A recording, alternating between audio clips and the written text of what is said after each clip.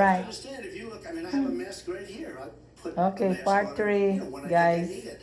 Tonight, as an example, everybody's had a test and you've had social distancing and all of the things that you have to, but I wear masks when needed. When needed, I wear masks. Okay, let me ask. I don't wear a mask like him. Every time you see him, he's got a mask. He could be speaking 200 feet away from it. He shows up with the biggest mask I've ever seen. I will say Vice President Biden, go ahead, sir.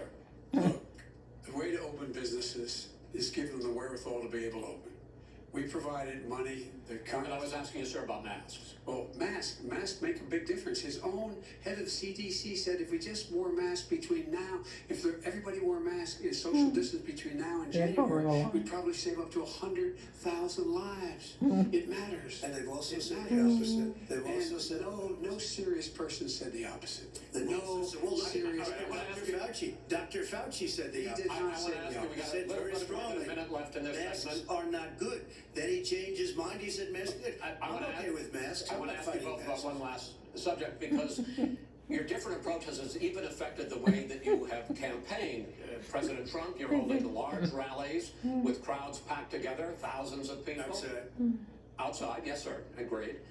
Vice President Biden, you are holding much smaller events with Nobody will show up. people with What's true? Nobody shows up to his rallies. All right. In any case, why you holding the big rallies? Why you not? You go first, sir. Because people want to hear what I have to say. I mean, Are you not done a worried great about job as a spreading disease? president, and I'll have 35,000 people show up at airports. We use airports. Are you not Hangars. worried about We the have a disease lot of issue, people. sir? Well, so far we have had no problem whatsoever. It's outside. That's a big difference, according to the experts. And we do them outside. We have tremendous crowds, as you see. I mean, and literally on 24 hours notice. And Joe does the circles and has 3 people someplace. Okay. By the way, did you see one of the last big rallies he had? And a reporter came up to him to ask him a question. He said, no, stand back. Put on your mask. Put on a mask. Have you been tested? I'm way far away from those other people. And that's what he said. I'm going to be okay. He's not worried about you. He's not worried about the people out there breathing one another. We've had no negative effect. No negative effect. We've had no negative effect, and we've had 35,000, 40,000 All right, people you wanna- at these rallies. Just Yes. quickly finish up because I want to move on to our next. Yes, I would. He's been totally irresponsible the way in which he has handled the social distancing and people wearing masks, basically encouraged them not to. All right. Ben, he's a fool on this. If you could get the crowds, you would have done the same thing, but you can't. Nobody cares. Gentlemen, can we move on to the economy? Gentlemen, can we move on to the economy? Yes. The economy is, I think it's fair to say, recovering faster than expected from the shutdown. Much faster. In the second quarter, the unemployment rate fell to 8.4% last month.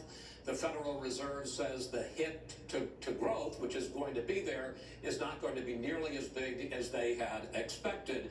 President Trump, you say we are in a V-shaped recovery. Vice President Biden, you say it's more of a K-shape. What difference does that mean to the American people in terms of the economy? President Trump, in this segment, you go first. So we built the greatest economy in history. We closed it down because of the China plague. When the plague came in, we closed it down, which was very hard psychologically to do. He didn't think we should close it down, and he was wrong. And again, 2 million people would be dead now instead of still 204,000 people is too much. One person is too much. Should have never happened from China. But what happened is we closed it down, and now we're reopening, and we're doing record business. We had 10.4 million people in a 4-month period that we've put back into the workforce. That's a record the likes of which nobody's ever seen before. And he wants to close down he will shut it down again. He will destroy this country. You know, a lot of people, between drugs and alcohol and depression, when you start shutting it down, you take a look at what's happening in some of your Democrat-run states where they have these tough shutdowns. And I'm telling you, it's because they don't want to open it. One of them came out last week, you saw that. Oh, we're going to open up on November 9th. Why November 9th? Because it's after the election. They think they're hurting us by keeping them closed. They're hurting people. People know what to do. They can social distance, they can wash their hands, they can wear masks, they can do whatever they want. But they got to open these states up. When you look at North Carolina, when you look, and these governors are under siege, Pennsylvania, Michigan, and a couple of others, you got to open these states up. It's not fair. You're talking about almost it's like being in prison. And you look at what's going on with divorce, Look at what's going on with alcoholism and drugs. It's a very, very sad thing. And he'll close down the whole country. This guy will close down the whole country and destroy our country. Our country is coming back incredibly well, setting records as it does it. We don't need somebody to come in and say, let's shut it down. All right, your 2 minutes, sir. We're now moved to you. As I said, posing the question, the president says it's a V-shaped recovery. You say it's a K-shaped recovery. What's the difference? The difference is millionaires and billionaires like him in the middle of the COVID crisis have done very well. Billionaires have made another $300 billion because of his profligate tax proposal, and he only focused on the market. But you folks at home, you folks living in Scranton and Claymont and all the small towns and working class towns in America, how well are you doing? This guy paid a total of $750 in taxes. Sir, wait, no, sir, it's just I understand. You've agreed to the 2 minutes, so please let him have it. Do I get my time back? The fact is that he has, in fact, worked on this in a way that he's going to be the first president of the United States to leave office having fewer jobs in his administration than when he became president. Fewer jobs than when he became president. First one in American history. Secondly, the people who have lost their jobs are those people who have been on the front lines, those people who have been saving our lives, those people who have been out there dying, people who've been putting themselves in a way to make sure that we could all try to make it.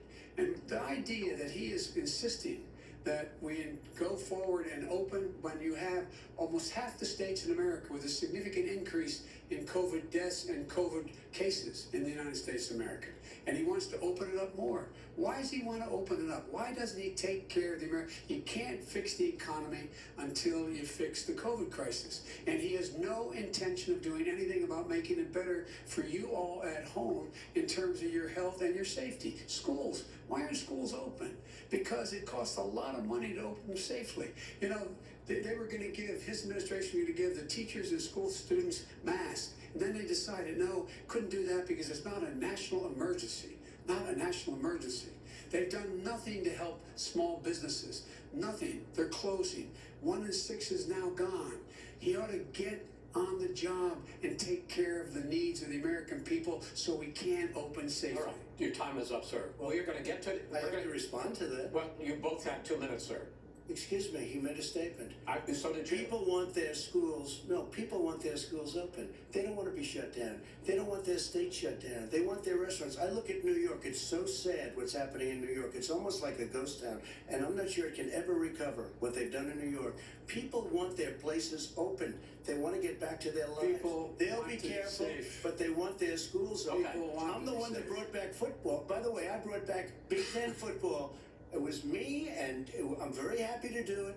And people of Ohio are very proud of me. And you know how I found out? When I took Gentlemen, we're going to get to your economic plans going forward in a moment. But first, Mr. President, as you well know, there's a new report that in 2016, the year you were elected president, and 2017, your first year as president, that you paid $750 a year in federal income tax each of those years. I know that you pay a lot of other taxes, but I'm asking you the specific question. Is it true that you pay $750 in federal income taxes each of those 2 years? I paid millions of dollars in taxes, millions of dollars of income tax. And let me just tell you, there was a story in one of the papers. I paid $38 million 1 year. I paid $27 million. Show us your tax returns. I went... you'll see it as soon as it's finished. You'll see it. You know, if you want to go to the Board of Elections. There's a 118-page or so report that says everything I have, every bank I have, I'm totally under-leveraged because the assets are extremely good, and we have a very, I built a great I'm asking you a specific question, which is... Let me tell you. I understand all of that. I understand all of that. No, Mr. President, I'm asking you a question. Will you tell us how much you paid in federal income taxes in 2016 and 2017? Millions of dollars. You paid millions of dollars? Millions of dollars. So now millions of dollars, and you'll get to see it. And you'll get to see it. But let me just tell you, Chris, let me just say something, that it was the tax laws. I don't want to pay tax.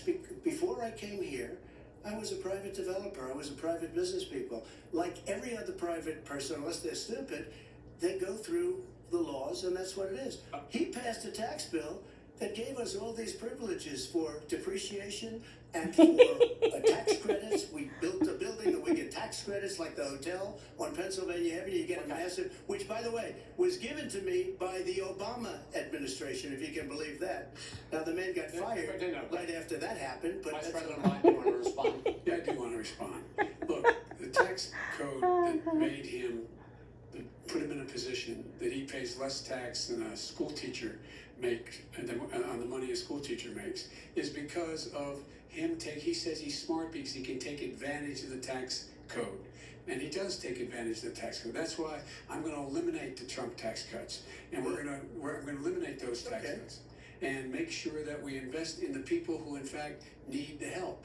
People out there need help. But why didn't you do it over the last 25 years? Because you Why weren't didn't you do it because over you weren't president screwing things up. You were a senator, and You're by the the way, worst you were a president waste. America has ever had. Hey, Come Joe, on. let me just say, Joe, I've done more in 47 months. I've done more than you've done in 47 years, Joe.